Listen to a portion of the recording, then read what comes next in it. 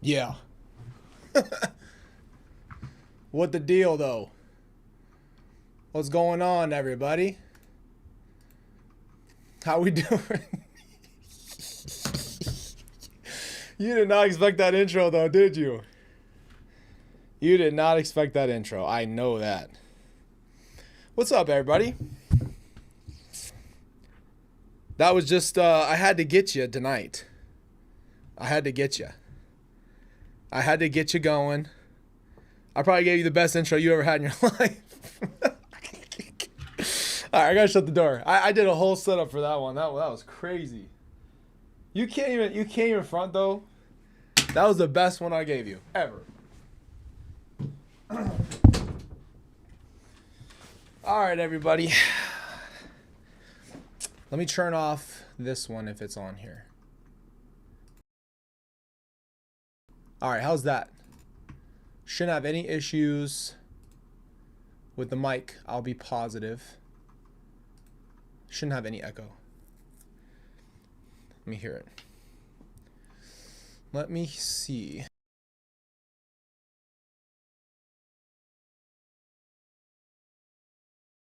Yeah, no echo, no echo. All right.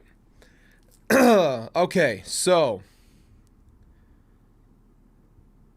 I don't hear an echo either. So, guys, what is the deal here? I don't even know what to say anymore, to be honest with you.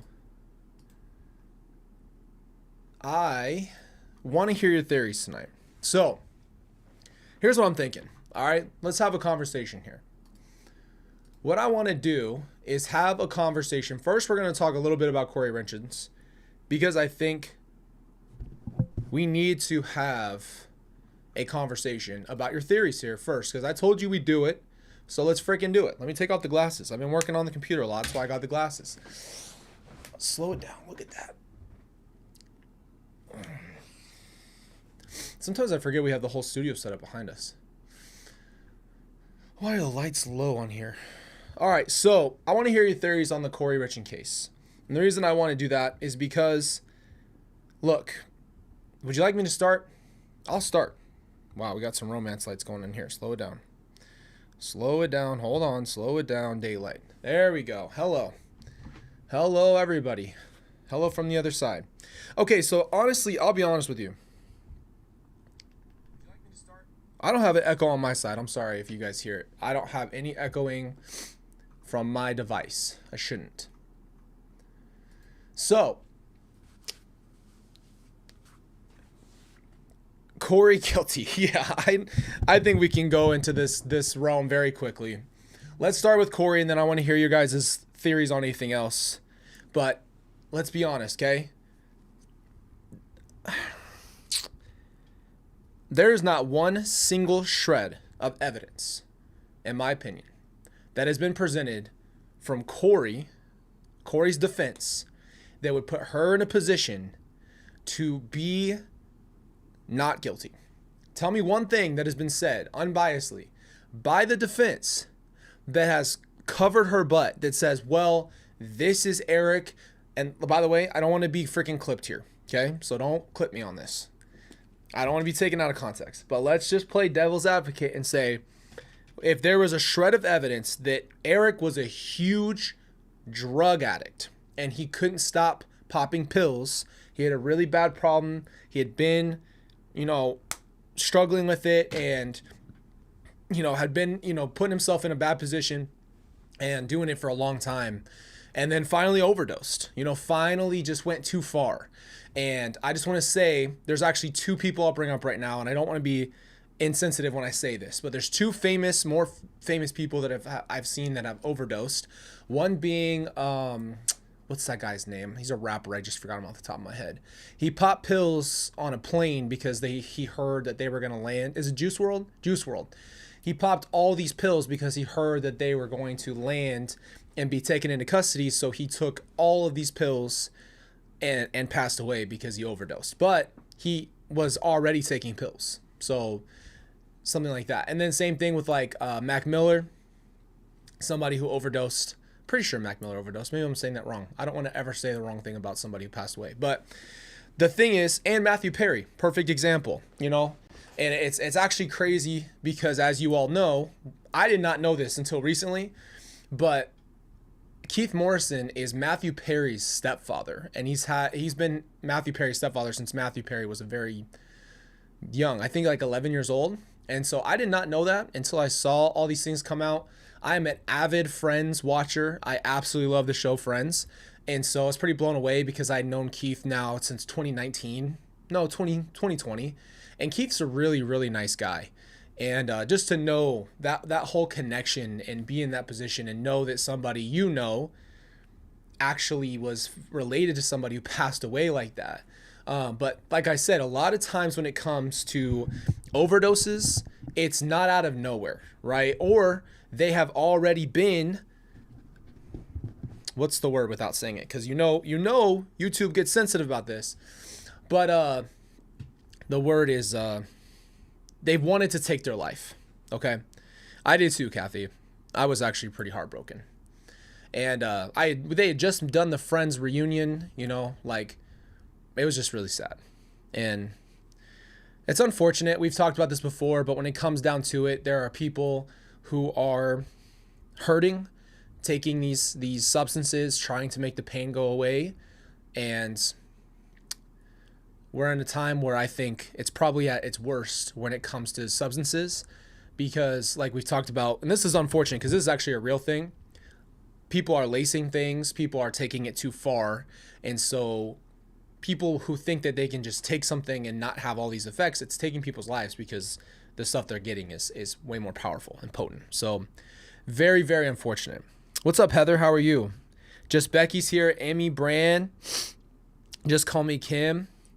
But yeah, that's my point. I just want to bring up with Corey Richens, let's just put it out there. There's no evidence that Eric was taking hard drugs and had been on hard drugs for a very long time to the point where he overdosed because he didn't know, he couldn't handle it anymore.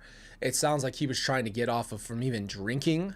So somebody who's that committed to not even drinking alcohol, taking pills to stop himself from doing things, it's very unlikely that he orally ingested so much fentanyl that he passed away. Then Corey makes her excuses about how it was the THC was laced. You would be gone too if it was laced, because there's no shot that Eric had 15 bags of THC gummies hidden around that house, in coat pockets, in the bathroom, above the microwave, in the laundry room, and access points everywhere. And then, let's just be honest, she goes out and she asks her lover, her boyfriend, her mistress, I know you guys like that one, her mistress, okay, and asks him if he's into popping pills. And so she asks kind of vaguely, right? She's kind of like, hey, do you take anything? Do you like popping? Do you like doing anything of that nature? And he's kind of like, we've had this conversation multiple times, which I think is pretty clear. He's like, we've talked about this. You've asked me this question before. And she's like, no, like, are you into anything? I'm not. No, not me. No, I could never. No, that's her. Okay. She wants to pretend like she's never done anything wrong, right? So she's not popping pills or whatever the case may be, even though all those prescriptions are in her name, but whatever. And, you know, she gets into detail trying to get him to talk. And then when she lands on pills, as we went through the text the other day, once she lands on the pills, then she sticks with the pills. And the conversation sticks to specifically going into prescription pills. So Corey has to, it's very easy in my opinion to see what she's on right now, because her Google searches, her friend, even her friends that they brought in, all of this evidence is really pointing towards one thing. Exactly. And no THC in Eric's system. Zero. So I don't know what it is. You guys are saying,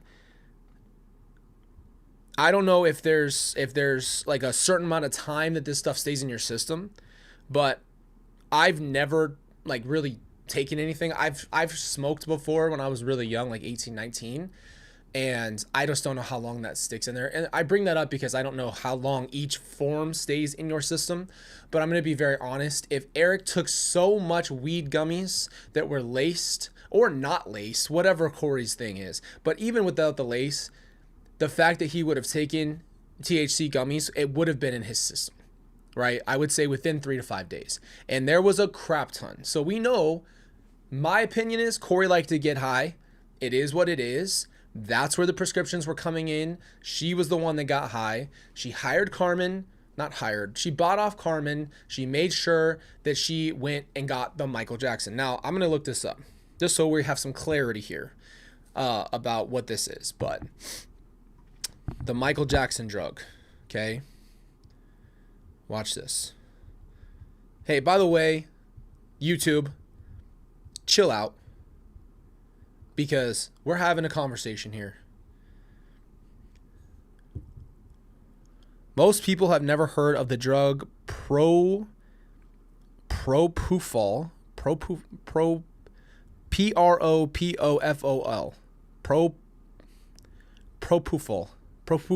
I can't say that. Propofol.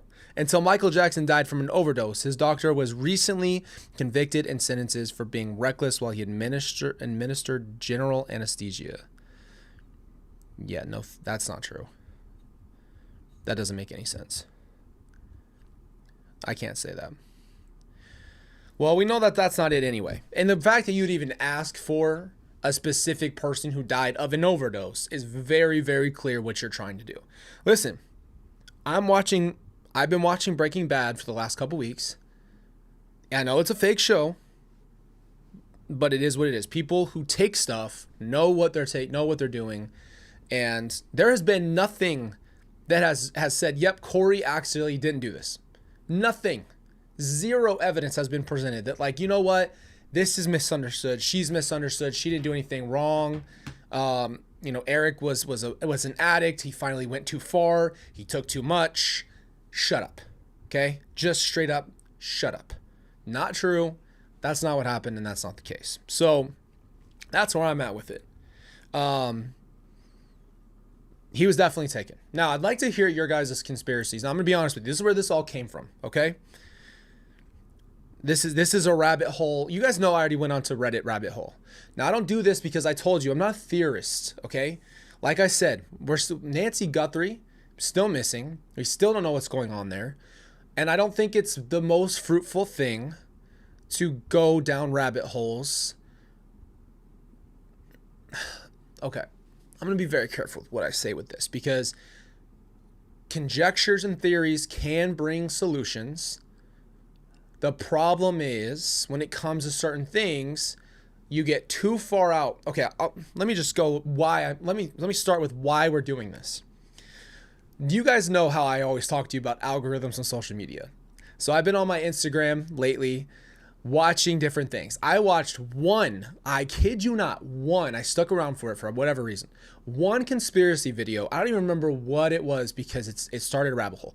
My feed has endlessly showing me conspiracy theories about everything that is ever going to happen in the world.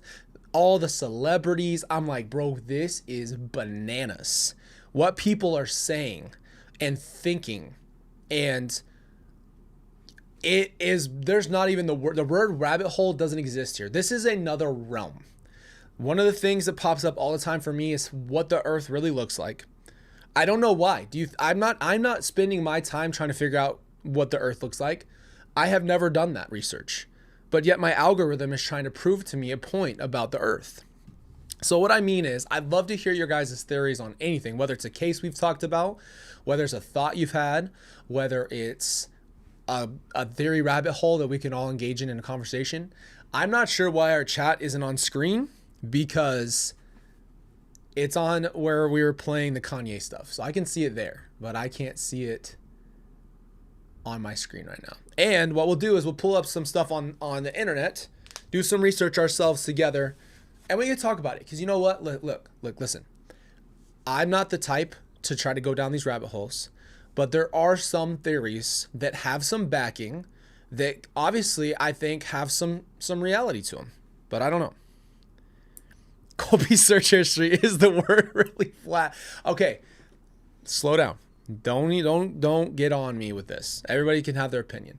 I don't think the earth's flat. That's just my opinion. I think it's a sphere, and I think it rotates. But there are endless videos about what the flat earth thing was. And so I thought the flat earth thing was like this. You think it's flat, like there's just this, and we live across this plane of flatness. There's nothing. It's just one big, huge, flat surface. Let me be honest with you. I'm going to explain to you what I've been seeing lately, and I'll pull up a picture. That's what I thought what flat earthers thought. I'm like, okay, so it's just one flat surface, paper. We're just all living on a big flat thing. What they think it is a flat surface like this with a dome over the flat part. I finally saw the pictures, and I'm like, bro, why are we having this conversation? Go to space and figure it out. Then I start seeing all this stuff about biblical stuff, and they're like, oh, you can't go to space because the firmament is water, and if you go too far up, you're going to hit the water. And then I see all the stuff about the moon landing, and then I see this guy who's walking around the moon landing, and that stupid song that keeps going up that goes, it's like cats or something singing. That's every video on my feed. I had to do a reset. I had to go in my settings and reset it because I said, get the frick off here. This is too much for my brain. But there are things that I cannot explain to you that people are spending so much time. There's so much conjecture about when the end of the world is going to come. And I told you guys, this is my biggest pet peeve in the world about people spending their time trying to figure out when the end of the world is going to come. When if you are a biblical believer, it tells you flat out that even Jesus doesn't know when he's coming back, which is one of the major signs. But people want it so badly. And then I saw this thing where there's like this picture of a head of Leviathan that they think is going to like wake up, and it's like giant. It's like a continent size. So I'm telling you, this is the most wild. No, but dead serious. The whole people are sitting there and watching people bounce on the moon. And they're like, you believe this? You believe this? I'm like, look, I don't even know. I don't have enough evidence. Okay, if we were in court, I could say I don't have enough evidence to prove a point. Regardless, you're spending your day worrying about if this is reality or not. I'm going to prove to you, I'm going to show you my algorithm. Hold on. Now it's all Christian stuff. Let me see if I can find the conspiracy. I promise you it's here. Oh, and then I saw the dragon thing. You guys seen the dragon theories? Love you guys. I bet this is the most unhinged I've ever been. I don't care. We need to have this conversation. This is happening. There's thousands of people commenting on these things. Everybody went ballistic about Jim Carrey. You guys see this? I know you saw it because it was one of the most viral things I've seen in a long time. Jim Carrey showed up at some kind of event, and dude did not look like normal Jim Carrey. So everybody goes ballistic about how he's not him, that's a clone, he has a mask on, that's not the real dude. Don't be surprised if this, by the way, if this stream gets shut down. Don't be surprised. But I will tell you, I'm telling you this why. Because we talk about anxiety all the time. Do not spend your day freaking the frick out over everything. That's all I'm going to say. There's certain things you are never going to have an answer on until you go to heaven and you have some kind of other world experience with God. You are not going to know if there's lizards on the planet or shapeshifters or vampires. There's a guy who was interviewed by Tara Banks, and he said he's a vampire, okay? He comes around and he's like, I'm stronger than everybody else, right? And she's like, well, what can you bench or something? He's like, on a Smith machine, I can bench like 215 and I'm 190 pounds. I said, dude, that's not a feat of strength. And I'm no disrespect, but I lift. I know what a heavy lift would be for someone who's smaller. That's a good lift. But on the Smith machine is an assist. And secondly, he had the fangs going on. Look, people can believe whatever they want. I'm just going to tell you right now. If you think you're a vampire and you think that you don't need to sleep, eat, or breathe and do all this stuff, you're going to F around and find out too quickly. So that's where my word of caution comes into. That's all I'm going to say to you. That's all I'm going to say to you. If you think you're a vampire, I don't know. There's really nothing. You can pretend all you want, but it's just not going to change the reality, okay? And then he talks about how he could leg press some type of like 400 pounds, which Not to gloat, but I just went to the gym and repped out 10 for like 590 for 10 reps the other day. I'm not a vampire. Lori thinks she's a vampire, but it's not me. Now, let's move on to the next piece. I'm going to be looking for your guys' theories. Here's the thing. Obama went on to a podcast and slightly hinted at aliens. I'm at a point in my life. I'm almost 30. By the way, this is my last month of being 29. In April, I turned 30. So this is it. This is it for me. You can see what's happening in my life here at almost 30. Obama goes online and says something basically alluding to the fact that there are aliens. I bet I could find the clip if I really wanted to. Let's do it. I'm going to do it. Frick it. Why am I trying to explain it to you when I can show you? We need to have this conversation because the world's going into chaos. And I just tweeted about this the other day because I haven't been on social media in a long time. And when I jump back on, this is the stuff that everybody's seeing and watching. And it's getting under my skin, okay? It's starting to piss me off. You're starting to get in people's heads. And you can't think. You can't think clearly. You ready for this? I'm not kidding. This is real. Let me plug in my headphones. Obama and aliens.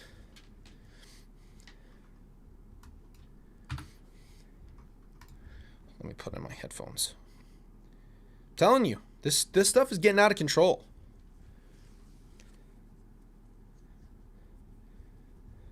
Anniversaries on your 29th birthday. So I'm just going to start saying to everybody, hey, I just turned 29 again and again, and that's okay. Okay, ready? Here we go. Should be able to see it and hear it. Okay, here we go. Watch this. Watch this crap. Are aliens real? Whoa. They're real, but I haven't seen them, and they're not being kept in what is it? Area 51. Area 51. There's no underground facility unless there's this enormous conspiracy, and they hid it from the president of the United States. What was the first question you wanted answered when you became president? Where are the aliens? Where are the aliens? It's not a joke. It's not a joke. No, he's not playing. You don't say that. You don't say it. You don't say it. I'm just being honest with you. You don't say it. I'm telling you guys right now. Watch this. I got to show you the flat earth thing. I'm not kidding. This is not on my YouTube, but I'm going to show you. Watch this thing. This is what they think. This is unhinged. What the hell are we doing in life when I'm online looking this up? Flat Earth. I'm not watching your whole video. Just show me a picture of it. Don't even start with me. Introduction. No, Question. I don't want to hear any of your introductions. Show me the Earth flat thing with the dome because it blew my mind because I thought everybody was talking about a flat thing. Damn. That was not helpful at all. Here we go. What if everything you thought you knew about the world was... No, I don't want to hear anything you have to say about it. All I'm seeing is stuff like this, though, bro. This is getting in teenagers and kids' heads. If this would have been my algorithm at like 13, 14, and 15, it would have effed me up. I'm telling you right now, this would have effed me up, for real. Not from planes, not from mountains. It's one of billions on a spinning... What is this? What is this? 45,000 planets.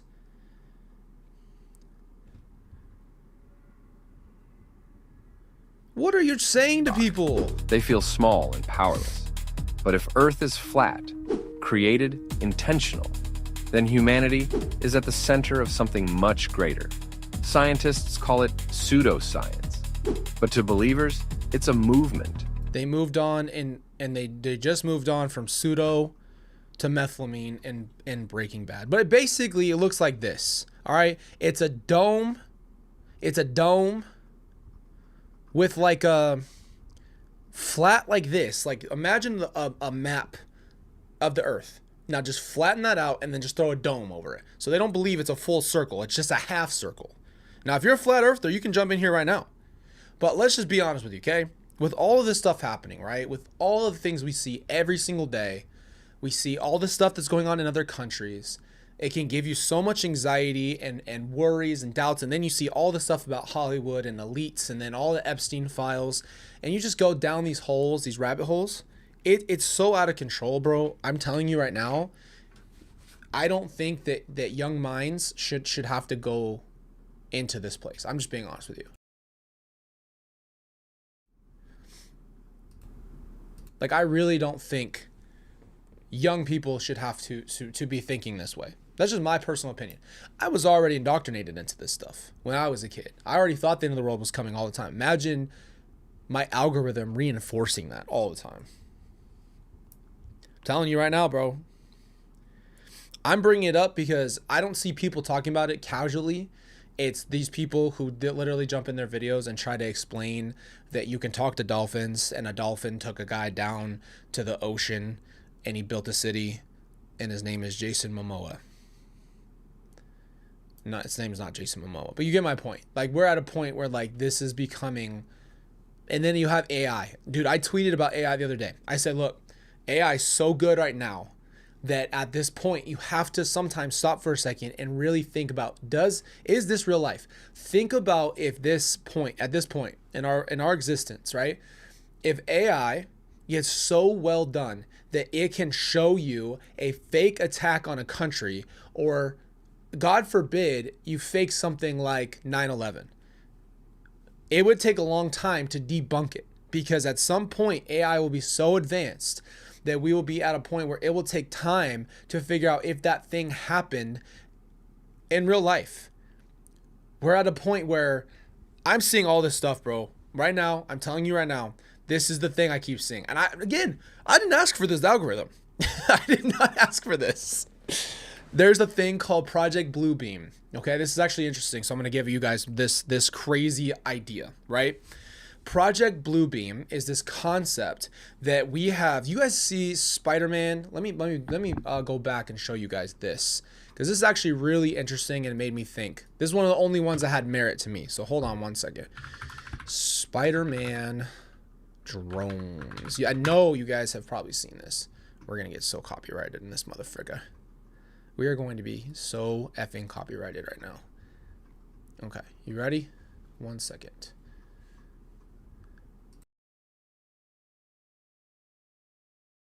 Okay, so there is this scene in this show, and in this movie, the guy uses drones to create. See all these drones?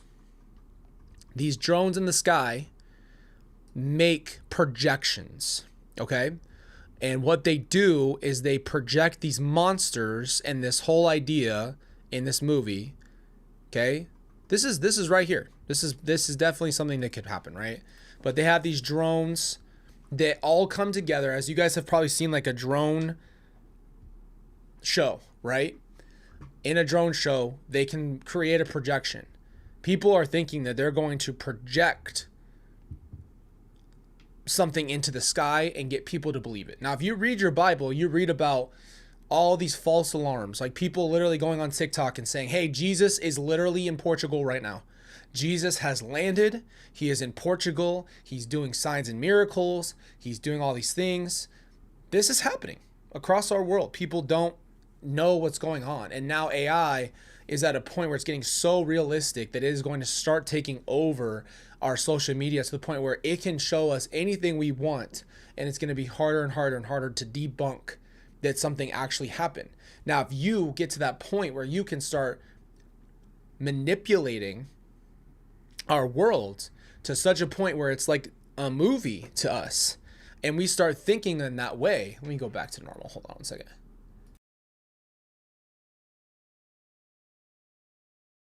But like, think about the fact that like if we go online, you're scrolling on Instagram, like for me, I saw that Bam Adebayo had 83 points, which he broke Kobe's NBA score as the second highest score.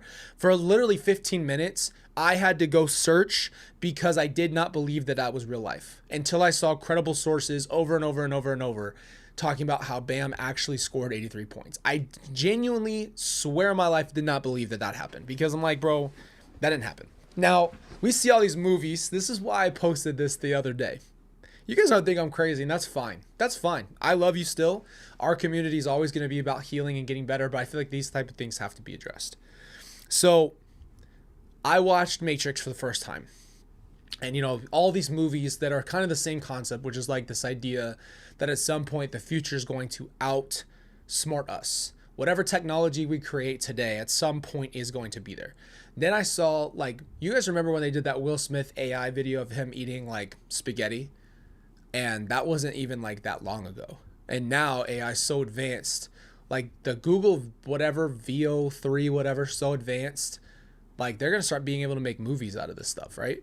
Tell me I'm wrong. Like at some point we're gonna be able to get to a point where you don't even need actors or their likeness or voices, to the point where you can create a person digitally and they look so realistic and you can have them do whatever and it would cut costs.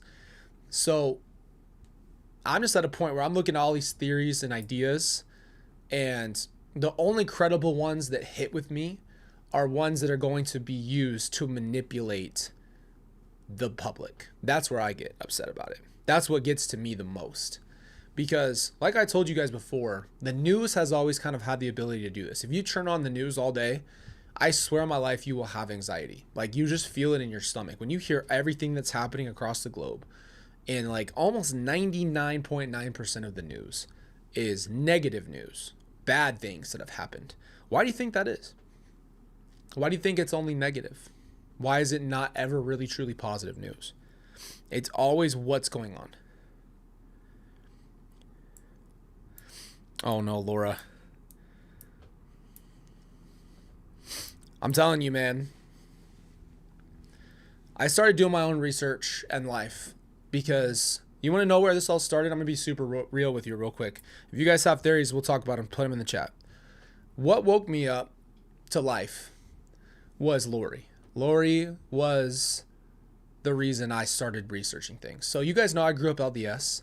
When you grow up LDS, the constant thing you say, little kids say this every time they get up on every first of the month for testimony meeting, which is when people have the ability to walk up to the front in front of the entire church and bear a testimony, right? Which is like your experiences with God or your belief in the church or whatever the case may be. Every single little kid goes up to the front and says, I believe this church is true. And I grew up feeling that way, thought that way, never questioned anything of my belief system. Obviously, I believe in God and Jesus. That was never the question.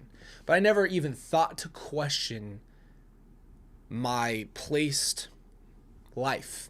And so I say that because that's not conviction, right? That's growing up in an idea or religion. And I think we all do it. We can all grow up in a religion. And I'm not saying you need to go out and question the world, okay? But what I will tell you is I had to start asking myself questions because I believed Lori was a good person, because I thought she was LDS, because she was going to the temple and she was serving in primary, which is little kids, by the way, singing with little kids, and had always looked to have served people in some capacity. I had to question everything in the world, right? Lori was my mom. I had to question everything I've ever thought in my life. And then the whole idea that your mom's in a cult, I'm like, no, she's not. A cult is people in a circle and they're doing seances and they've got hoods on. Like, I'm thinking cults, right? Nazis. I'm thinking KK. Okay, I need to slow down because this stream is going to it's going to give me a lot of trouble for all the words that are coming out of my mouth.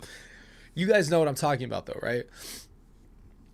So that's what made me feel like I needed to question things myself, because it broke my reality of God. It broke my reality of my mother, my family.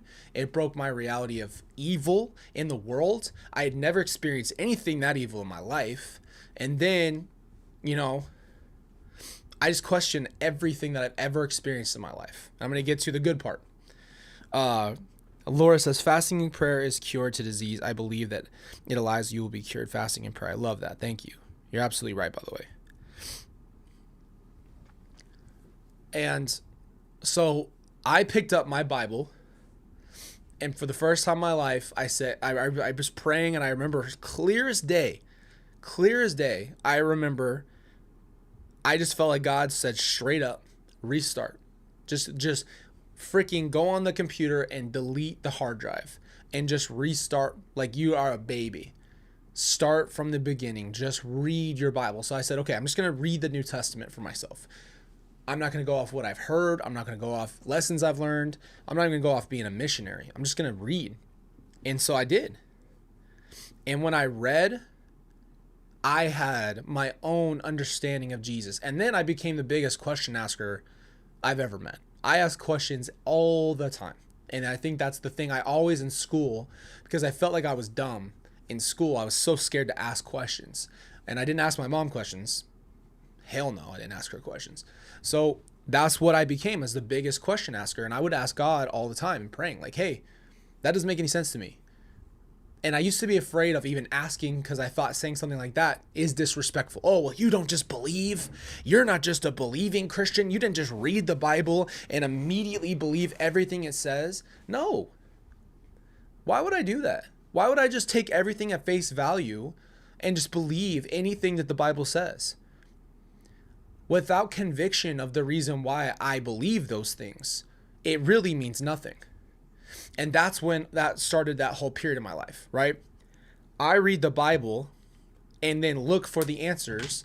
And one of the most powerful things that I've ever read in the Bible was, knock and the door will be opened unto you, and seek and you shall find. Well, what do you think that means?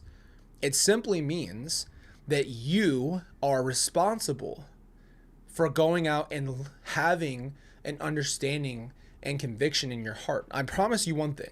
If you were an apostle, you would not just go out and die if you really didn't believe it. Let's just be honest with it. Like, nobody's going to put their line on something they don't believe in. And that's when I started asking all these different questions in life. But then these theories come out in life, right? And that's the problem, is they're starting to sweep people's minds. And they're getting, and these theories are getting in people's heads and causing an anxiety. And then that anxiety is going nowhere, and you can't answer the question. And so just a bunch of conspiracy theories. But you have to find your own conviction in your life. I'm not trying to preach at you about Jesus. I'm not trying to preach at you about the Bible, because you would have to go and figure out, do I believe this or not? And that kind of goes in life in general. Do I really believe this? And why do I believe this? And I think that that's why it's kind of like life is kind of how like science is. You have this idea, and then you have to test it. You have to see, and you have to look, and you have to go through a process. You know what I mean? But I just have seen it, like the whole idea, like if you had a gun to your head, would you stand on your beliefs? And that's where I come to with all these like theories, is, do you think a lot of these people believe it like that? Are they convinced? Or is this just to keep your brain occupied because you have ADHD? Which I get. You're just kind of getting a dopamine hit on that.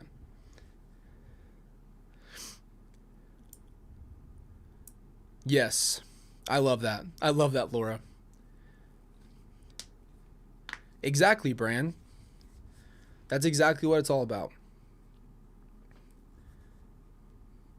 But you have to look in life for things, because you want to know, what do I think?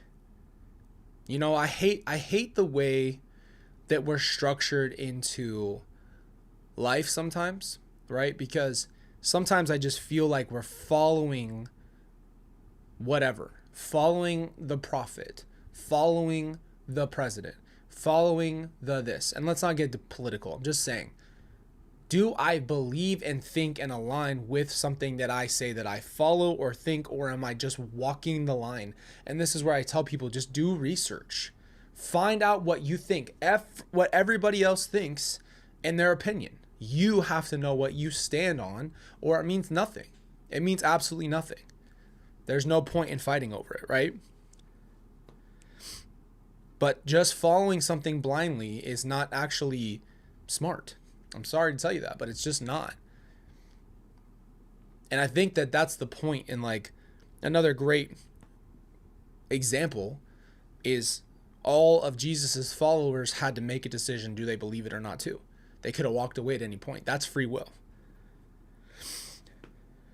But the problem is we get so stuck. You know what? F it. I don't care. If you guys get upset, you get upset. I love you, and this is not to ever disrespect, and I'm not going to disrespect, but I'm going to say it.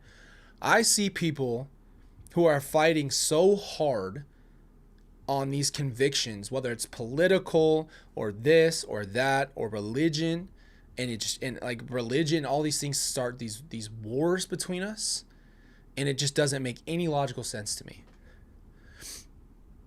Like, okay, we believe different things. I believe what I believe. You believe what you believe. But now we're going to go to war over that belief.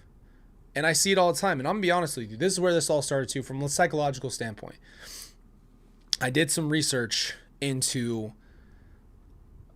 So I told you guys, I've done a lot of research into cults now. And I've looked into what is going on in these people's heads. How does someone wake up one day and just like start a cult? How the hell do you do that? Well, they're evil. No, there's a reason. They think something. There's something that takes them down this path that formulates their character. So I look into Hitler, right? This stream has probably the worst words that have ever been said on YouTube, all said in this one video. This is so unhinged. Anyway, I look into Hitler, and I wanted to know what his reasoning was. Okay, again, I'm not going to sit here and say that I agree with Hitler. He was a tyrant. He was horrible, antichrist, horrible person. But he had a belief, okay? He's not blind. There was a lot of reasoning of what he thought he was doing, and it was so evil and maniacal and disgusting. But yet this person believed in these ideals. And it became this point of what we see today, where people are still fighting over conceptually over these ideas. And that's what this is how this whole thing started for me, right? It's very chaotic, Brand. I hope you guys are strapped in for this one. But this is where it all starts, right? So back in not even World War II, World War I, Germany went bankrupt. Germany gets absolutely destroyed by World War I. They're in the biggest poverty of their lives. And what happens is there's these groups, right? If you ever heard of Mussolini, this is not in Germany, but this is another dictator who's a fascist who believes in one way. He's making moves publicly, and Hitler is following in suit of that. So Hitler is watching how Mussolini is becoming a dictator and a fascist. And basically what that means is that it goes one way. There's no longer political power. There's one power. It's basically Star Wars. You watch Star Wars, it's exactly what that is. Did you know that Germans were called stormtroopers? This is where George Lucas got this crap. This is why people like it. They don't even know that it's reality. But what happens is Hitler does the same thing in his government that Mussolini does, which is basically take down structured government, all opinions other than one person, and becomes the leader of everything. What happens though is that Hitler believed, okay, I'm going to get really serious on this one. This is crazy work, right? Hitler believed that there was a race of God that got destroyed and blames all Jewish people for this. Hence why they demonize all Jewish people over this ideal. They think that the Aryan race is the true God race, which is ridiculous. But they have all this like Nordic and Viking stuff that they go to. They have all these references in ancient history that Hitler tries to point out and say, this is the race, the superior race that we are going to raise. This was the only race that was supposed to ever exist. Obviously, it's a lot more complicated. I don't want to get into every detail. I'm just telling you guys how this is insane, right? But Star Wars literally walks through this, right? So what happens is Hitler starts to convince everybody that he is going to fix Germany, and this is how. Now, mind you, remember, they're on the Great Depression level, like beyond. They are in poverty. They were destroyed by the war like no other. The Nazi Party rises to power because they're in such disarray. So while they're down, Hitler swoops in and says, I'm going to fix it all. I'm going to fix everything. We are going to get, they're going to be the greatest of all time. We're going to be a great nation. We're going to come back from this. This is how we do it. This is, and I'm thinking, because I always just think, how the hell did he convince people to become so angry at these races and think that they're going to be the superior race? Like, it's so psychotic. But how did he do, like, what was the reasoning behind? Well, this is what it was. And they thought that they were cleansing, but they also blamed Jewish people.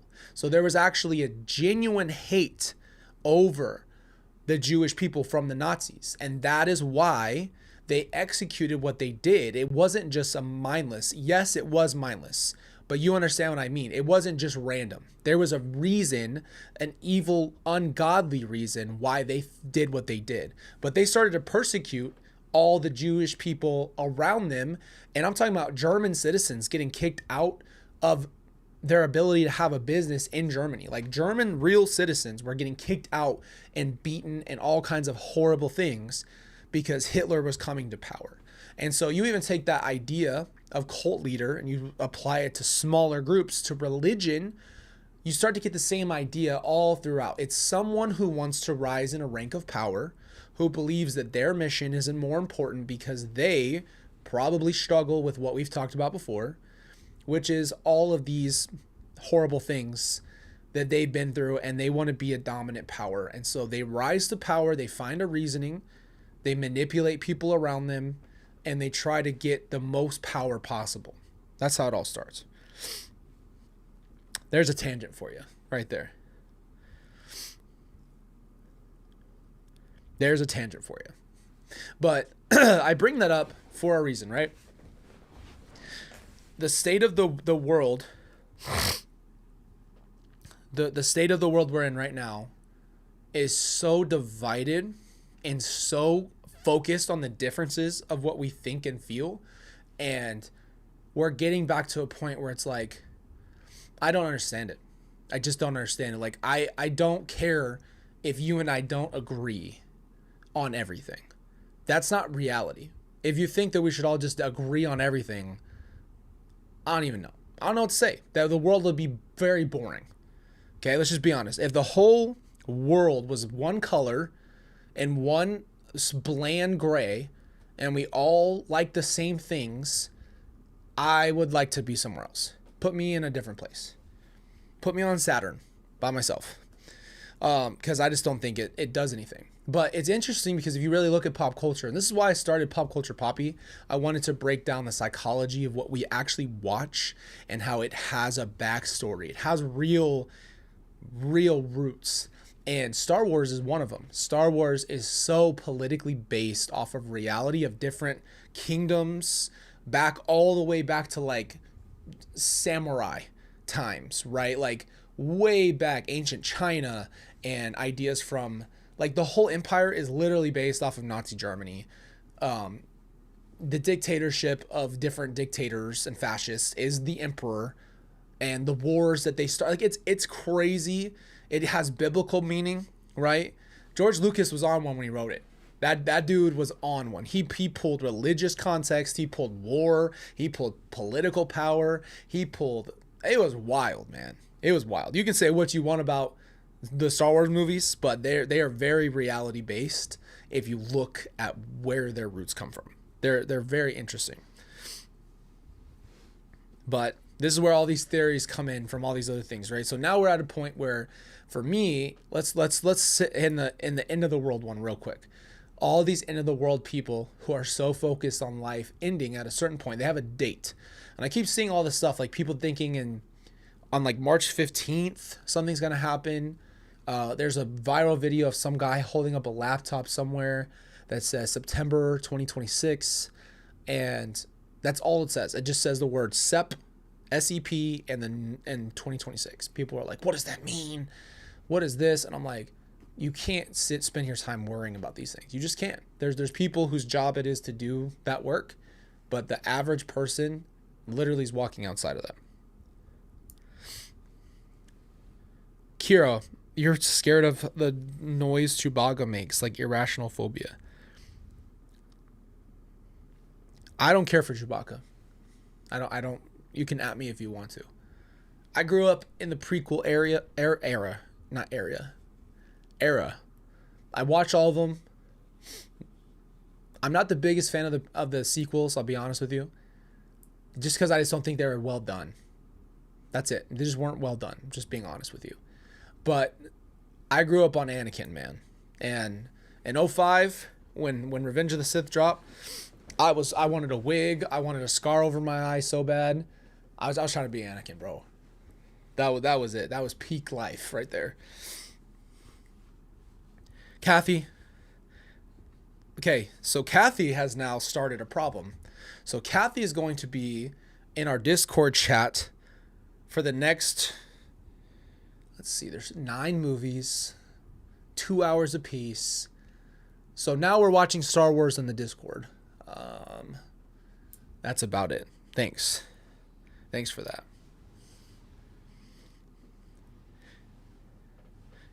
Kira, I don't care for Chewbacca. I could take it or leave it. A big 7'3" furball. Why don't you stop roaring and dunk a basketball and do something useful? Learn how to do a back down hook shot and rebound, and then we'll have a conversation. I don't need to see you roaring and shooting guns with your ridiculously unathletic 7'2" frame. Shut up and grab a basketball and learn how to dunk.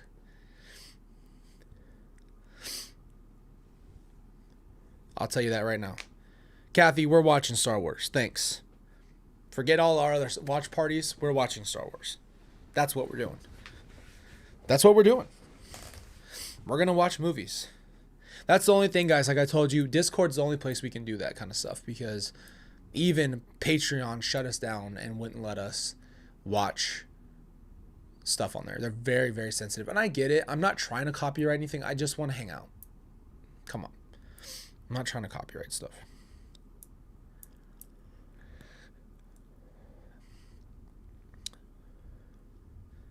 Emmy says, Google the hidden politics of Wizard of Oz. We'll definitely have to do that. There's definitely some meanings and subliminal meanings in media. It's very interesting. This is where a lot of those other theories that I have seen come from. And a lot of people think that movies are the way that the world, or like the more upper elites of people, are communicating what is going to happen or mocking us or something of that point. But what's interesting is that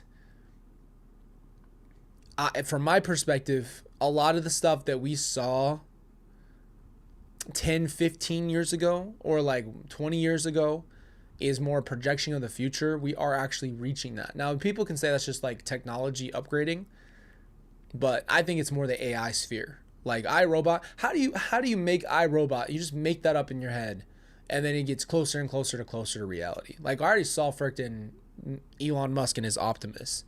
Like, tell me we won't have helpful robots in the next 5 years. You can't convince me that we're not going to be at that point. You just can't. And at some point, once they're in your home and they're able to be controlled by some central thing, I don't know, man. I'm not buying a robot. Just being real with you. I think that gets too far. Have I just lost you? Yes, I've seen the thing about Antarctica. That's where this all started with the whole world, right? So there's a no-fly zone in Antarctica. Apparently no commercial flight has ever flown over Antarctica, ever. And the whole flat earth thing idea is that the flat earth dome, right? That Antarctica is the edge of the world, meaning why you can't go there. Because the flat earthers, I'm sorry, you're at this point we're either round earthers or flat earthers apparently. The flat earth theorists believe that Antarctica is the edge of the world. So if it's flat like this, Antarctica goes around the edge, and that's why you can't go over it, because you'll fly off the Earth. How the hell can you fly off the Earth if it's in a dome?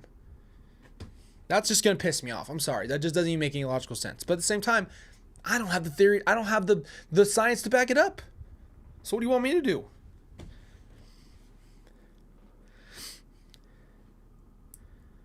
But I've seen it all, man. I've seen all the Leviathan stuff, how people think that Leviathan's going to wake up and tear the earth up. Yeah. I'm just telling you right now. It's getting out of control. Oh, okay, we'll talk about it. Look, wherever you sit on the fence with this, you guys know we don't do this to get political, anything of that nature, but we can talk about it because it literally was a crime, regardless of what it is. But I've seen about 1 billion Charlie Kirk assassination videos. People want to sit here and say that it was a hoax, that he was wearing a prosthetic mask that allowed him to fake the injury. I've seen every angle of somebody saying this guy has one of those little finger, weapons that fired from the corner. Every theory. I watched Sean Ryan's interview with the head of security. If you haven't watched that, it's interesting. Again, do your own research on certain topics. There's just things that we can't have these answers to, but I know that there's a viral video from a lot of different sources that I've seen that there was a Kindle book about the Charlie Kirk assassination that was produced the day before he was taken and then updated to a hardcover for the day after, which even then doesn't make any sense, because how would you write a book about it in a day? I don't understand that at all. But that's kind of where we're at with that. Look, regardless, this is what I'm talking about, right? So if you start to rabbit hole here, you watch these videos, watch every angle, regardless of what you see or not, watching someone lose their life on camera, that is not acceptable. Like, that's unbelievable. I saw it myself, and it was a lot. It was unbelievably a lot. And I don't think that it's fake. Just gonna be honest with you. I don't think that's a fake. I don't think it's a theory. We're at a point where people were so confused that they thought it was AI. And I even thought that, because I'm like, there's no way this is real life. There's no way that happened. Like, and that's kind of where that started for me. And that theory is, it took like 2 hours for so much to really hit to make sure that was actually happening. Well, I wouldn't say 2 hours, like 30 minutes of real time where you're like, there's no way that's real. There's no shot like that somebody did that. Nobody did that. Like, this is AI, and you're seeing it everywhere. Everyone's talking about it at the same time, and it's like, oh, this is AI. This is AI. So we're at a point where, yeah, the video was absolutely horrific, and I don't know if I've ever reacted or felt like that in my life, because I've never seen anything like that in my life. But then, I've seen all the theories, these ideas. I've tuned in like 3 times to Candace Owens. I'm just gonna be honest with you. I am not the biggest fan of the way she's handling this situation. It's been like 4 months straight of like her going live for hours on end trying to pick this all apart. I'm not saying she's not trying to do this or that. I don't know. I just disagree with the method. That's just my personal opinion. But because I obviously, like, I'm interested too. I want to know what the situation is. Is there real information out there? But it's such a mess. It's such a mess that how can you even know reality at this point? Right? How do you freaking know? It's so much conversation, so many conspiracies, so many ideas. How do you wean that out?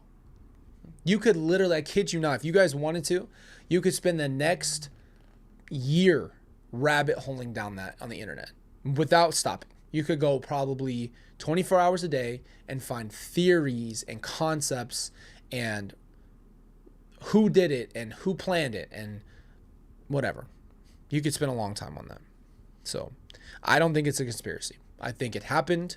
I think it's a shocking thing. And I think us as human beings spend our time trying to come up with a reason why something happened. That is what I think happened. I think when things happen, what a theory does is a theory helps us conceptualize something that our brains can't. Perfect example, when you don't have an answer, like for Lori, because there's nothing like that just doesn't happen very often. You want to just, like, our brains have a storybook. We have storybook brains. We need a beginning, a middle, and an end. That is how our brains are wired. That is how our TV shows are made. That is how our movies are made. That is how our days are: a morning, a middle of the day, and a nighttime. We have a beginning, a middle, and an end. That is how God created the earth, right? Beginning, middle, and end. And so our brains are wired to be that way. And so when there's something that our brains can't conceptualize, like someone getting murdered, I think we come up with theories because it literally tries to comfort the part of our brains that can't conceptualize random acts, right? Like, it's so much. I wanted so badly to just hear Lori in that interview tell me the reality of the truth. Hey, here's your opportunity. Just freaking tell me the truth. Like, here's an open mic. I'm not going to say anything. Just tell me what happened to my brother and my sister and my dad. And the only reason I go in more into my dad's because I knew that her trial was coming up, so I knew she wouldn't even touch it. But reality is, she came up with her BS, and that was the day that everything changed for me. And I said, you sometimes have to accept the inevitability of not having an answer. It's part of life. It's part of it. But theories allow us to put something to rest. I don't know. That's how I think of it. That is why I think we are so heavy into that stuff. Yes. Also, I agree with you. The AI and the deep fake and all the things, it's going to get to a point where it's so good, it's going to be indistinguishable. And I don't know how long that's going to take. It could be within the next 5 to 6 months. It could be in the next year. It could be in 2 years. But we're already really, really, really, really freaking close, bro. Really close. But, quick question. Who do you think some schmurders like Lori and Corey want to write books? It's so weird. Exactly. Well, you know why? They are so convinced. Well, we have to go back to that. For that, it's narcissism. Corey's a narcissist, you can tell. Corey is sitting in court laughing, going on her phone, calls with her brother. What the fuck is this? And laughing, and like, because she's already convinced herself, as did Lori, as do a lot of people who are murderers. They convince themselves that they are not the bad guy because they don't want to believe that. Very few people, as we've talked about on this channel millions of times, are actually embracing of villainy. It's such a rarity. There's almost nobody who really is a villain in their own minds. Very few people are like the Joker. That's why I think Heath Ledger's Joker broke cinema, because he was an agent of chaos in the movie. He had no rhyme or reason. He didn't have this big story and I do this because I need this, I want justice because my parents died and blah, blah. He didn't have that. He just freaking blew stuff up. He loved it, and he was a psychopath, and he just loved effing with people.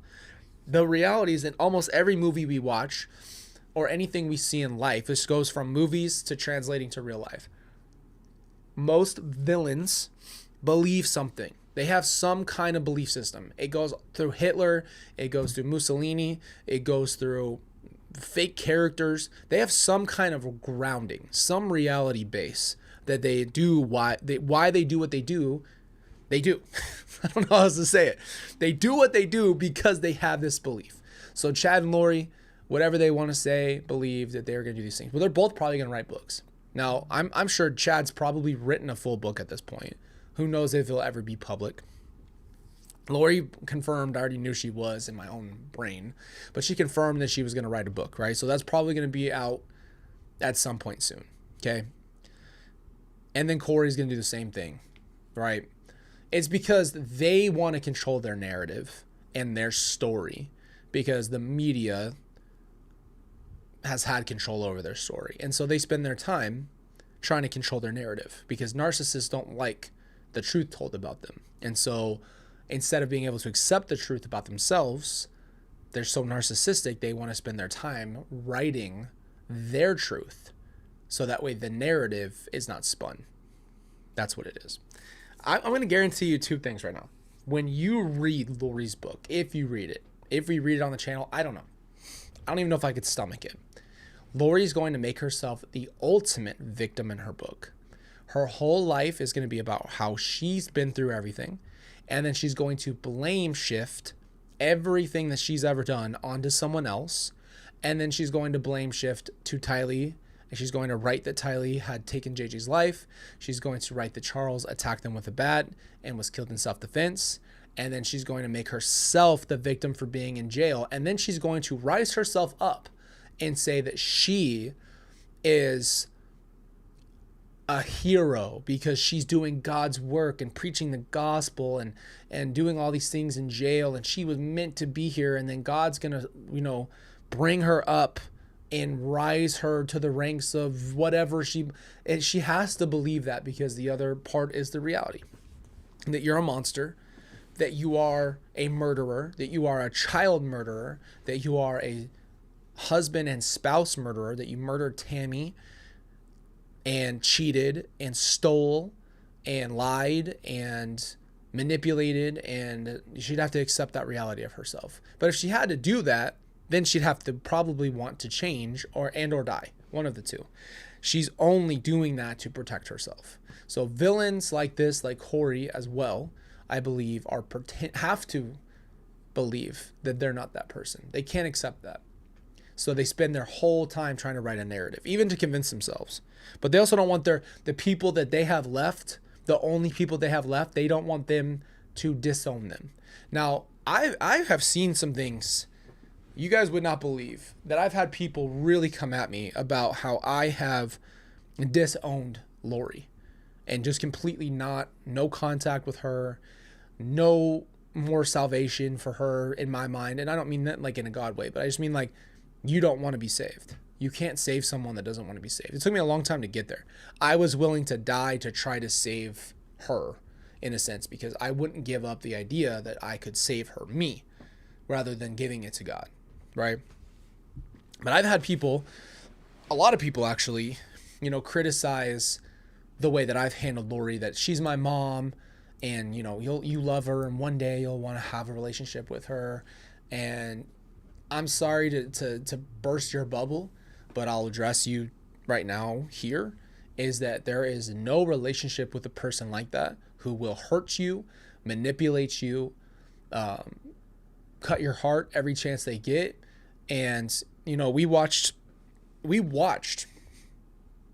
that documentary about the girl whose mom was texting her horrible things. Unknown Number. If you guys remember that, it's on Netflix. I reacted to it, and it shattered me to the point where I wanted to reach out to the girl in the documentary and tell her to get away from her mom. I said it in the video, but I'm telling you why, is because we do this thing where, no, it's family. Well, that's your mom. That's your mother. You in the bottom of your heart, you love her, and you're going to want the relationship with her, and you're going to know. No, I don't. And you don't. I paid the price to learn that lesson. I called her during COVID.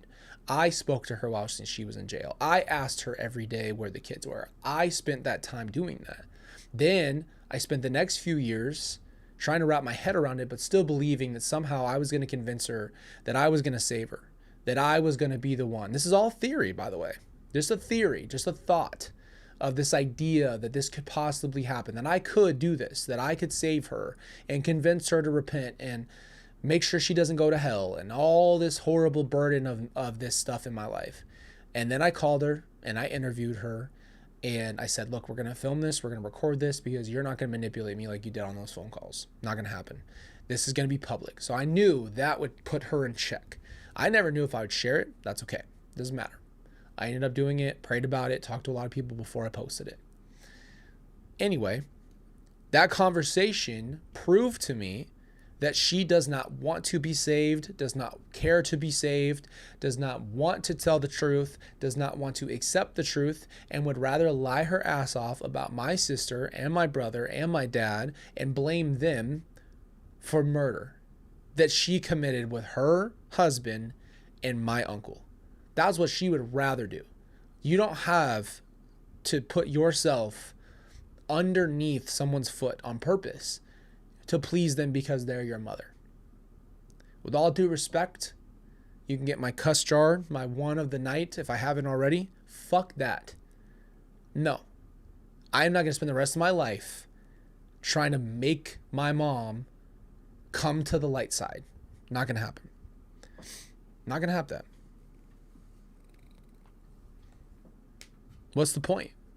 You don't want to be saved. You don't want to change. You don't want to change your mind. You don't want to be better. You don't want to go to therapy. You don't want to take pills. You don't want to admit the truth. You don't want to admit that you're wrong about all this fake God stuff. You don't want to leave your cult, and you want to blame others. What do you want me to do? What would you like from me? I have nothing to give to that.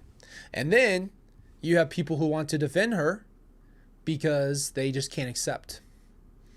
They can't accept the reality that she's so far gone, that she chooses this life, by the way. This is a choice. Call her hyper spiritual reality, whatever you want to call her. She chooses this life because this is a choice and it is what it is. But unfortunately, she will not leave that place. And then the defense is, well, she's just delusional and she's hyper religious and she's lost her mind. No, she's very, very clearly somewhat in her right mind. Somewhat. There's enough consciousness there to be deemed aware. So let's put it that way. She just chooses to be heartless like that and lie and victim blame. And so does Corey. I see the same pattern. It's the same thing. Take your husband's life so you can get his money and then blame him. Then blame him for all the things that he did wrong. Make him look like a horrible person. Make him have all these addictions. Make him have all this stuff. Try to ruin his legacy of his life because you wanted to kill him and you wanted to take his money and you wanted to be in whatever situation. By the way, both Corey and Lori cheating. Both Corey and Lori wanted the money. Both of them victim blamed. And both of them want to defend themselves to the death. Now, I haven't really heard Corey speak. So she spoke a little bit. They had some hearing today we didn't watch, by the way. But whatever. I'm sure it was just more blah, blah. But that's where that all came in. So I brought up all of these things for a reason. I promise you I'm not just jumping around. I brought up all this because it made me think differently. And these theories and things that are in this world can take a lot of your peace away if you're really walking down the rabbit holes all the time. I mean, seriously. Just even from like 2 nights ago, I got a ton of rush of anxiety from my algorithm. And I was like, why do I feel like this? This is not normal. And it's because my algorithm was like these unsolvable world problems and theories and ideas that have no answer. And I thought, I wonder why that gives me so much anxiety. And then I remembered beginning, middle, and end. And theories have no beginning, middle, or end. They are just conjecture and thoughts. But some things are fruitful. They're fun to talk about. But remember, theories should be taken with a grain of salt and a dose of reality, and to make sure that you don't throw yourself in a situation that you just can't mentally handle. It's just open-ended. You're not chasing really anything. It's just these ideas floating out. Let's be honest with you. If you're worried about the earth being flat, whether it's a triangle or a sphere or a dog bone shape, does it matter? Has it affected your life in any way, shape, or form? No. It doesn't matter what shape the world is. I'm not saying that it would not matter if they were lying specifically about us about what it looks like. But guess what? Unless you're going to build a rocket in the backyard and go up and see what it is, You're might spend the rest of your life trying to figure it out with no answer. That's all my point is being. I'm just saying, bro. Unless you're gonna fly up there and tell us all, get a video of it, then there's really no point in talking about what shape the Earth is and what it looks like.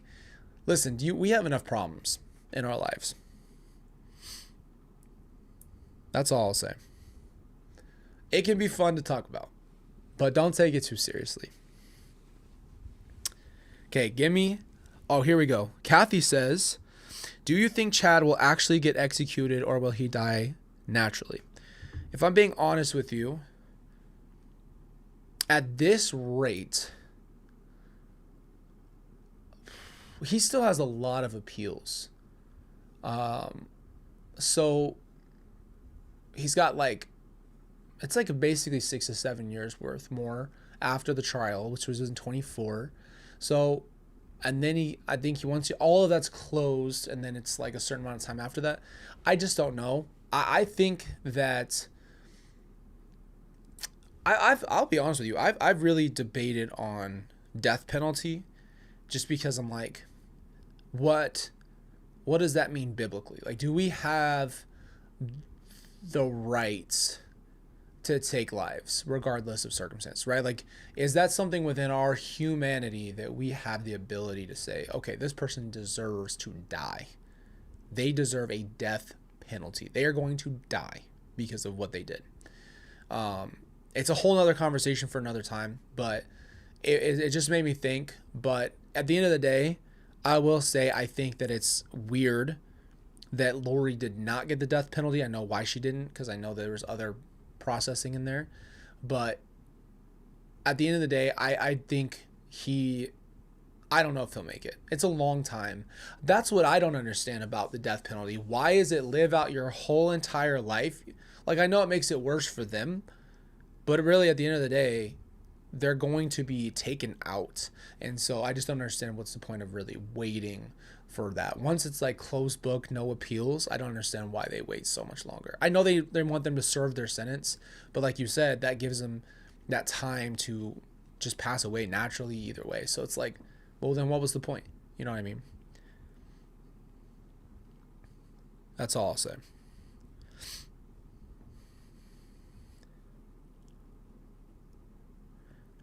Dear Ice Colbs, have you watched the Hallmark movie about your mom? I did. We actually reacted to a piece of it on the channel a while ago. So if you haven't seen that video, you should watch it. It was like a bootleg version of it. So here's what's crazy, right? I went deep diving for this Hallmark movie. I could not find it. It wasn't even available on the platform that it said it was available on. I went to Hallmark. I signed up. I made an account for Hallmark, brother. And I couldn't even get into it. It said something about the region. And I was like, bro, why is this so unavailable?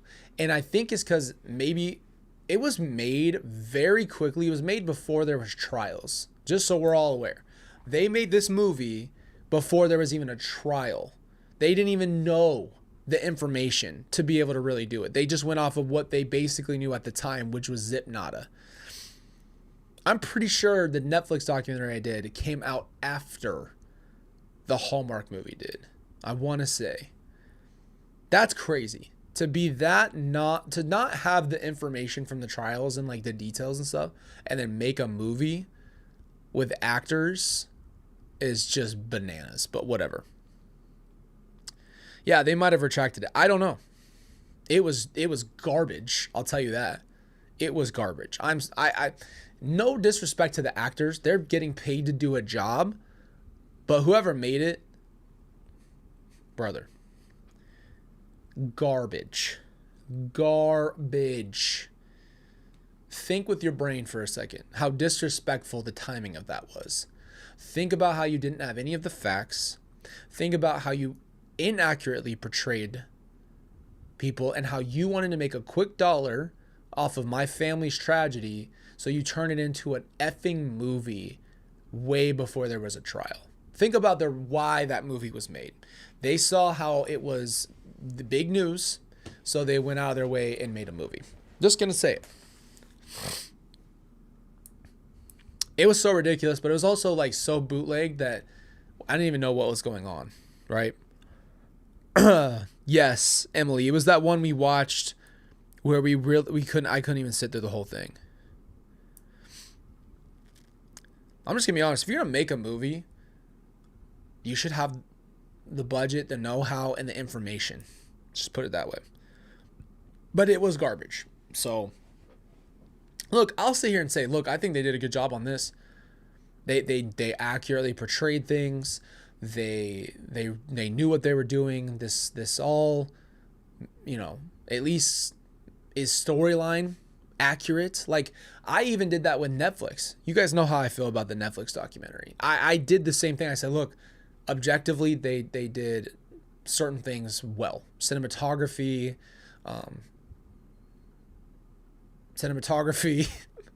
There are certain things in there that they did that I thought they did a good job on. That's it. I saw another one, but I don't know if I missed it. Grease 1 or Grease 2, you guys know my answer.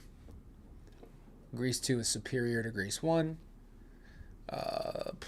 Everybody in Grease 1 looks like 20 years older than they're supposed to be in high school. Rizzo is a harlot. I don't like her. She's a jerk. She's mean to Sandy. They're all mean to Sandy. The only one I like is Frenchie, and she's in the second movie, so I get to have redemption with her. Let me think what else. Michael's better than Danny. Danny's a better dancer and better looking. He's funnier, but Michael's more grounded. Learns how to ride a motorcycle. Michael Motorcycle. Okay, that's where that comes from. Michelle Pfeiffer's hotter than Sandy. Better singer. She wants a cool rider. Everyone is age appropriate. I like the song Prowling. The T-Birds are better. They're not all 45 when they're supposed to be 17, 18. Let me think what else. The plot makes more sense. They're motorcycle guys. Crater Face is in the second one as well. And the plot is that Grease 2, Michael is chasing the girl, and he's like a superhero because she doesn't know it's him. He's the nerdy guy. It's like Superman. It's like Spider-Man. It's like all the best storylines. The guy who's nerdy, by the way, I don't know what you classify as nerdy. I'm nerdy, but the nerdy guy becomes the cool guy and goes and learns how to do a craft because he likes this girl. She ends up liking him because she finds out that he's actually a nice guy. So she starts to actually like him, but then she thinks she wants this bad A. Turns out he's a 2-for-1, baby. He's shampoo and conditioner in the same bottle. He's a bad A. And so, therefore, when she gets to figure out it's him, she's got busts of both worlds. He's a nice guy and he's a cool rider and he rides like hell. Come on now.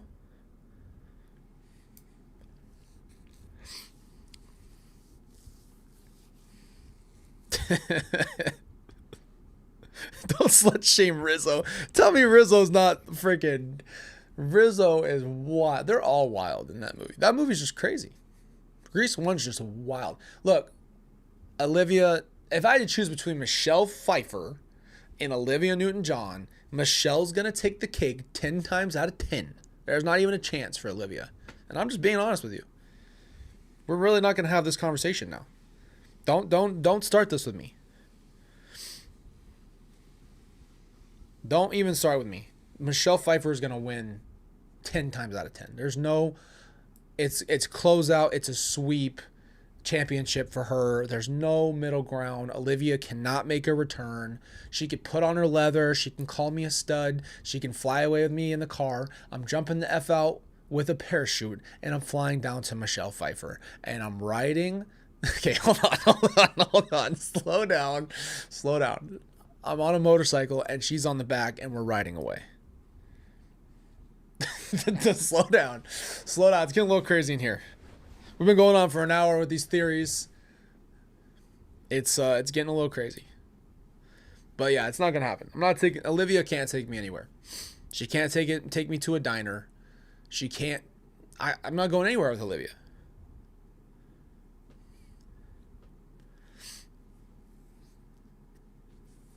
I know Olivia's gone. I know. I'm not trying to be disrespectful to her.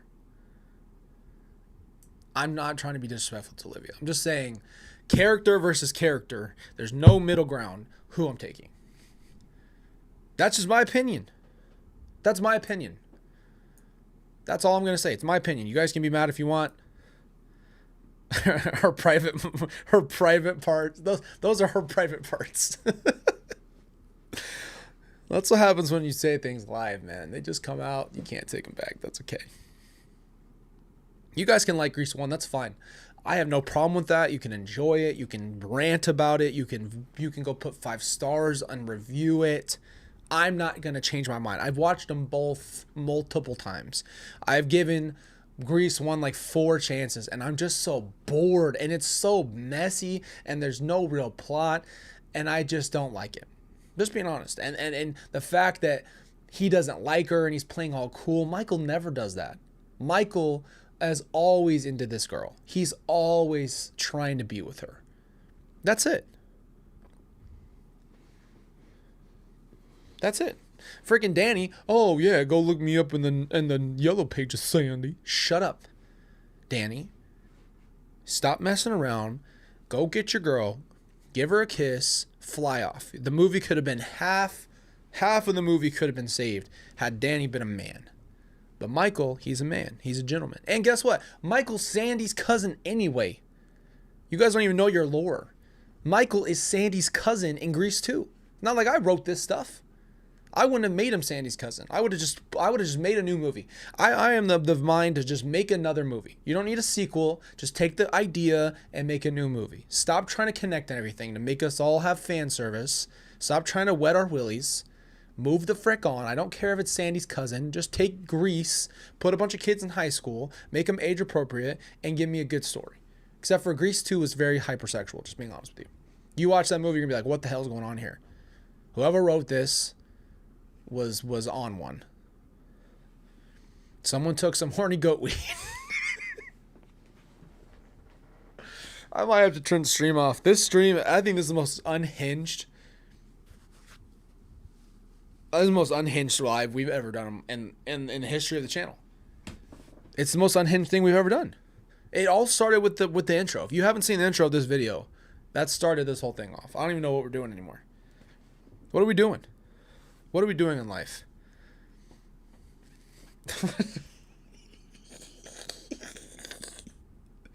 I am telling you, things have been said on this live that I've never said on this channel. There's so many things that are wrong. We've talked about Hitler. We've talked about drugs. We've talked about cults. We've talked about everything wrong that you could talk about. We talked about it today. If I would have taken a gummy, at least I'd be having more fun than I am now. I'd really be feeling it. I've never taken a gummy. I'll tell you this, just to give you guys an idea. If you've never had any kind of experience with the hookah, let's call it the hookah. I did not have a pleasant ride. I thought I was dying. I felt like if you could visualize what a alien spaceship feels like, you know, like the vortex. We all know that from like every movie that's ever happened, when they like suck someone in this vortex. Whatever that would actually feel like in real life is what I felt like. I understood why they said that you go up, because I felt myself. It felt like my brain was going like this, going up. I was scared. And I told my boy, I said, look, hey, I'm dying. He's like, dude, you're not dying. I'm like, no, I think I'm dying. I was like having a panic attack. And he's like, you're not dying, just breathe. And let's go outside. And I flipped out. So I'm not going to be honest with you. I'm not the biggest fan. But I was scared. That was a ride for me. Plus, you guys, I told you, I grew up LDS. And so I never did anything like that ever as a teenager. Like, this is literally nothing. So that was very new for me. That was scary. But if I had a THC gummy right now, I'd be feeling different. Yeah, it made me paranoid, and it just wasn't what I thought it was. I thought every movie depicts smoking as this like coolest thing. Food tastes great. You're hanging around. You're laughing at everything that happens. I was like, bro, I'm going to kick back. I'm going to chill. Like, this is going to be great. This is going to be great. I'm going to have the time of my life right now with my boys. Like, we're going to chill. I'm sitting there like, I'm literally telling my friend, I'm like, I'm dying, bro. He's like, you're not dying. I'm like, yeah, I'm dying. You don't understand. Like, it's in my chest. My head's getting sucked. Okay? I'm going to another planet. Something's pulling me like a vortex. My chest is tight. This is not good for me. This isn't fun. I thought I was going to be laughing. I thought we were going to be singing songs. I thought I was going to be rapping. I'd never had fun. And then I hit, so here's what happened though. Okay. Then I came back, like, I don't even know how many months later. By the way, very, very few times have I done this, by the way.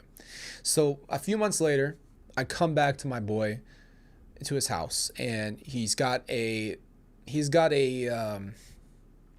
glass device, and it's just so tall, and it's got chambers, and it's got all these things. So I had a really bad first experience, but I'm like, you know what? I'm older. I'm gonna rip this thing. I'm ripping it. And I'm like, bro. He's like, no, you don't have to. Like, you don't. It's all good. Like, you don't worry about it. You don't do this. I'm like, look, bro. I'm older. I can do it now. I'm cool. So let's get to it. I'm gonna take a rip, and we're gonna fly. Okay? I'm being tough. So it all starts out, and then homie starts pulling and moving his fingers and changing and pulling out chambers, and this thing, I'm watching this vapor smoke come through up into me. But as this is happening, he's moving chambers out of the way. It looked like the Temple and Alien vs. Predator, or like Temple of Doom or something like that, where you're like 40 different walls shifted to get the smoke up. And so it comes up, it hits me, and I cough for 5 minutes without a breath of oxygen. I'm red as a beet, turning purple, cannot breathe in. I'm just coughing out. One of the scariest experiences of my life. After that, I was on a Snoop Dogg level. Me and Snoop, he was there. He just sits there permanently. When I got there, I was like, what up, Snoop? What up, Unc? He called me nephew. We had a conversation because I was one time with that chamber boy. Gone. I had anxiety again. I was worried. I didn't feel like I was going to die, but I was not having fun. I was like, bro, what is happening here? Where's the chill? Where's the fun? Yeah, Emily. So I had bad experiences. Every time I tried, I just didn't have a good time. And then the next time, one last time I tried, I stood up because I kept going. I'm just outing the hell out of myself. I don't even care.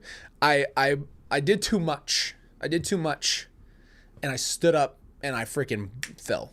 I just collapsed. So I kept going and going and going, thinking like nothing's happening, which was the first time that had ever happened. I was like, nothing's happening. And I stood up and I just fell down. So just saying, I've never had a good experience. I'm just not someone who drinks. I'm not somebody who does anything like that. And you know, I think it's because this is going to sound really weird to you guys, but I think it's because for me, confession night is amazing. This was all supposed to be theories, and this has gone off the rails. So I've already accepted the fact that this live is unhinged, and that's okay. For me, I think it's better now that I'm older. When I start to feel like I'm going through pain, I am really weird now, and I really try to embrace it. And what I mean by that is I've always been a distractor. I've always been somebody who's tried to like immediately escape pain. Like that's just a go-to. Like I don't care what it is. I used to do, I'll tell you, at my most depressed, you would hear me watching The Office, blasting it, while also playing video games, 99% of the time Skyrim. And I'm just like, literally my brain is occupied at maximum.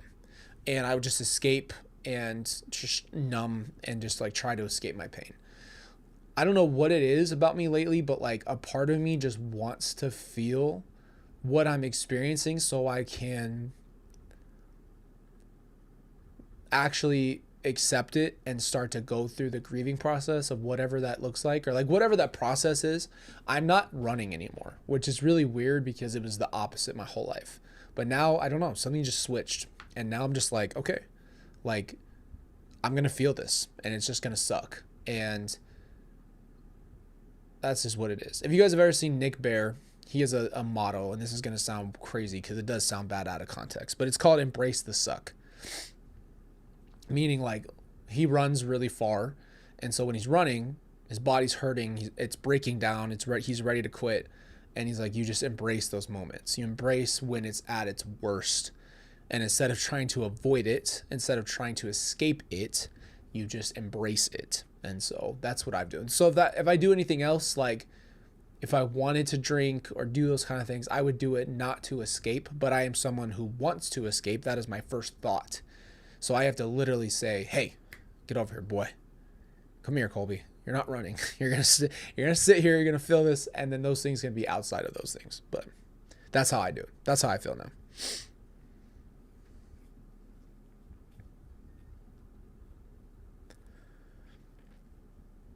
So that's just where I've been at with all of those types of things. Because I'm someone who immediately tries to escape pain. Like I think like that's pretty much all of us. And like even if it comes down to just like distraction, right? Like just anything to stop feeling so crappy. And especially when you felt as bad as you can. When you felt like as bad as you possibly can and you want to take your life. Or things of that nature. You want to escape that feeling, and that's what that is. That's why people take their lives, is to escape that feeling. And so I guess after experiencing that so many times, at some point I just stopped trying to run. I'm not saying I never like have fun or like don't do anything to like, I call it like when you make tea and you have the pot and it's steaming and you let out the steam. So you let out steam, right? You have to like sometimes, you can't just sit in like that pain. You have to regulate. And so you sometimes just need to go have fun, but then you don't avoid when it does come back up. So it's kind of like waves. If you've ever experienced being in the ocean, it's literally like that. It just comes. And sometimes you're just sad and you just need to cry. And you know what? I've had to do that. I've had to allow myself to cry, which is really freaking hard lately. I don't know why. I don't know why I'm doing that, but I've just like struggled to cry. Oh, Nanny, that's the best question. Best place to stay in Hawaii. It depends on what island you're on though. So you gotta let me know what island you're staying on and I'll give you some spots. But you know, that's why I was gonna say this, another reason why we're talking about the theories, right? Because like I told you, I haven't felt a lot of anxiety like that, where I've allowed myself to get so overwhelmed to where I have like that fear of like, when I know I don't have an answer to what I'm going to do, I don't dwell on that feeling. So what I'll tell you is, a great example is there's a Navy SEAL who said they're on their way to the Bin Laden raid. And he said that they could get shot down at any moment by one of those airstriking missiles. And he said, me worrying about that missile isn't going to stop that missile. And I thought, that's it right there. That's the answer to a lot of your problems. A lot of your problems are you worrying about something happening, but you can't guarantee it. And so therefore you sit in a level of anxiety. And so what does that do for you? What does it do for your mental health, for the betterment of your life? And then you have to realize, like me, you have to start believing you deserve to have a better life, that you're not a piece of crap, that you're not worthy of pain, that that's not what your life's supposed to be like all the time. And then you also accept the reality that that is though part of life. It just doesn't mean that you do that thing where you're like, I deserve this, I'm the worst, I'm a piece of garbage, all the stuff that we say to ourselves. So just that self-criticism, allowing and accepting, I deserve this. This is what I deserve. It's very easy to do that. So I think you just have to get to that point. And you have to get to a point where you just accept your where you are, you accept your reality, you don't try to run from it. It sucks. And we are responsible for what happens in our lives. And you know what that comes down to sometimes? Sometimes your life is so crazy. and you have no say, and it's so unfair.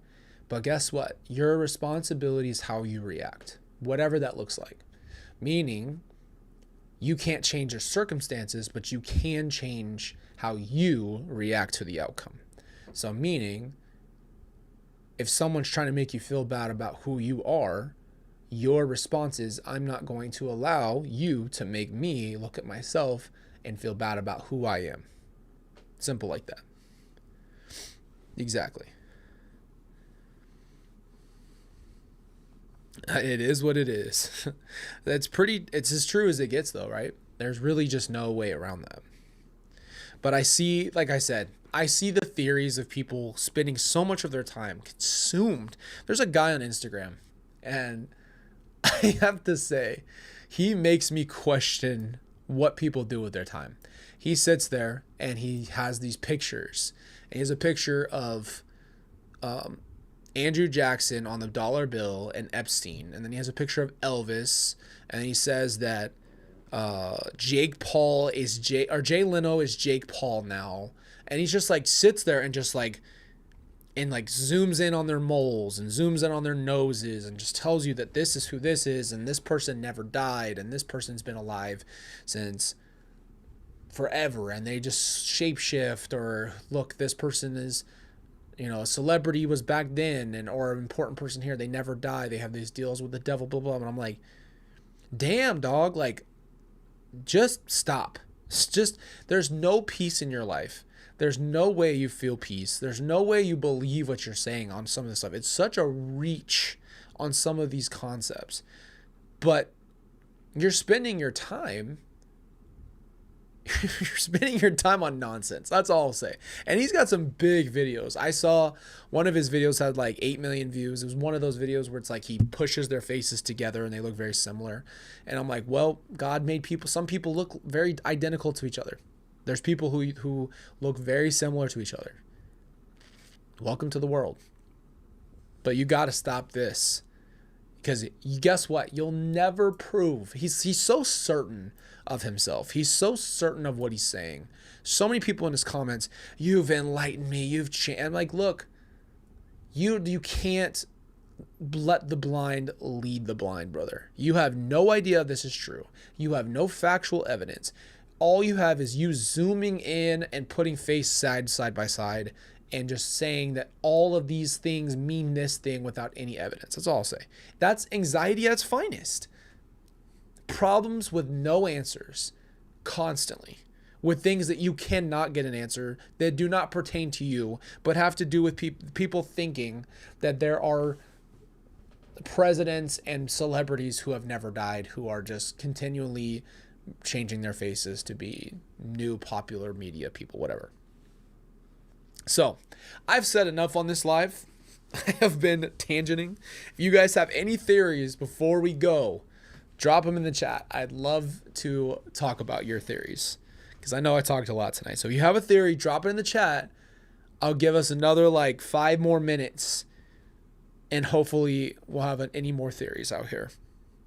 But I have said enough tonight. I promise you that. I have been going on a tangent, and I know it.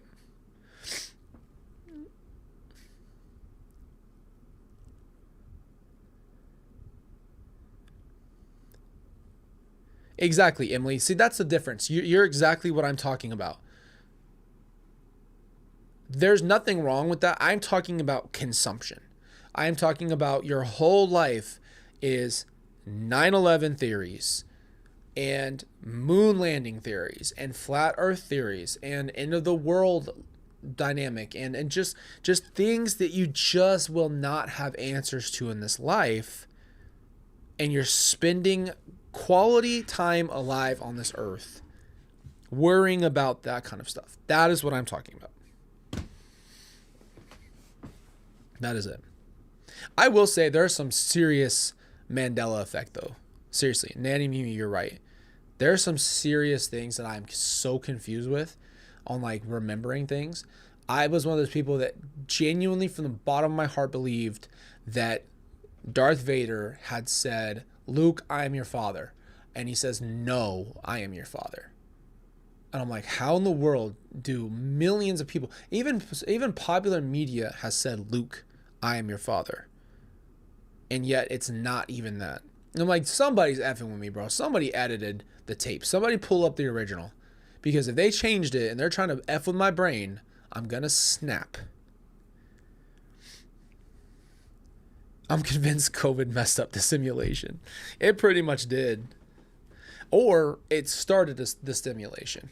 And meaning maybe COVID was a run to see how we would react. I'm not saying it wasn't real by any means. I'm just saying I wonder what that was. That's something that I don't think I'll have answers to. There's just too many theories and ideas. All I know is when a sickness that was made in a lab is released and then shuts the world down, that doesn't make any logical sense to me. That's all I'll say. That's all I'll say. Because I know there's something really weird about that. That doesn't happen on accident. That's all I'll say. Because there's just, come on. The hell. Tess says, well, the issue is when you know you are lied to, it makes it harder to trust and believe everything that is said. Exactly. I agree with you. I totally agree with you. I totally agree with you. And I think that's the worst part is we don't know. And I am one of those people that will tell you this. I have seen how media moves, not to any high level extent like that, but the media, let me give you my experience in the media and why I am so advocate against taking everything at face value. You have to be really careful because think about you're telling a story, okay? And you know that you have the ability. Okay, so I'll give you a perfect example. This is going to be weird, but follow me. You are in a village of 20 people. You are assigned to tell the 20 people the news. So therefore you get to write the newspaper for the 20 people. That is the power that you have that is in your hands that allows you from your perspective to tell people what is going on in the world. Those 20 people's perspective is what you write. Now, like I said, there's good journalists in this world. There are people who are honest, but there are people who are not. And there's angles and there's selling points and there's headlines and there's clicks and there's views. And that is what everyone is competing for in media.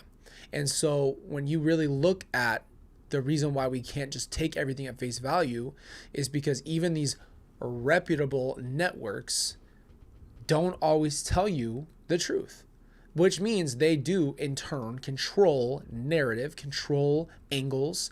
And this is why we've debunked so much of just my family stuff, because there's literally documentaries. All the people who are in the Discord know when we were watching the CW, they were a year off in their own documentary of when Chad and Lori had met. And I know that doesn't sound like a big deal, but if you don't know the case and you haven't done extensive research, you're trusting this network to tell you what the information is. And they put the wrong date. How does that happen? Well, it doesn't matter because they put that Chad met Lori in October of 2019. Tylee, JJ, Charles, and Tammy were all already gone in October of 2019. So what are we talking about here? You're telling millions of people who watch your documentary the wrong year. Yeah, I understand people are human beings, but come on, bro. You should have editors. You should have a freaking fact check. Just Google it. Freaking go on your damn chat GPT and ask for dates if you have to. It cannot be that bad.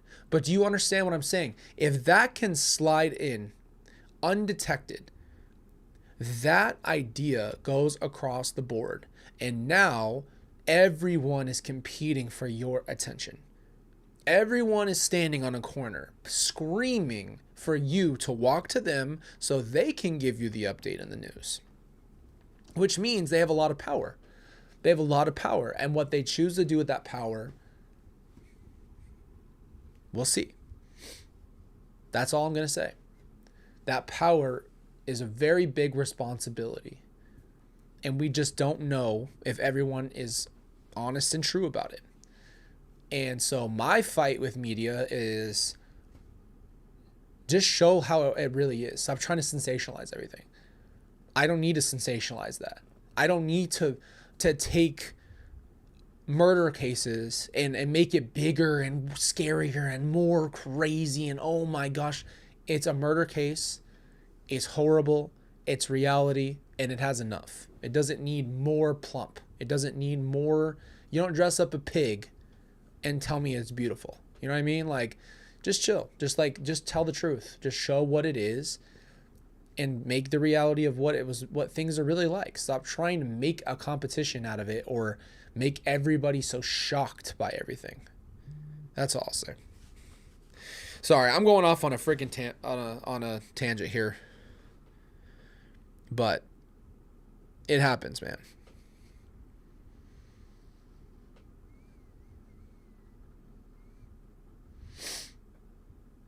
I'm just sick and tired of seeing it. And it's just sad. It's just sad because people don't really know. What else do you do? How else are we supposed to know the truth and the news?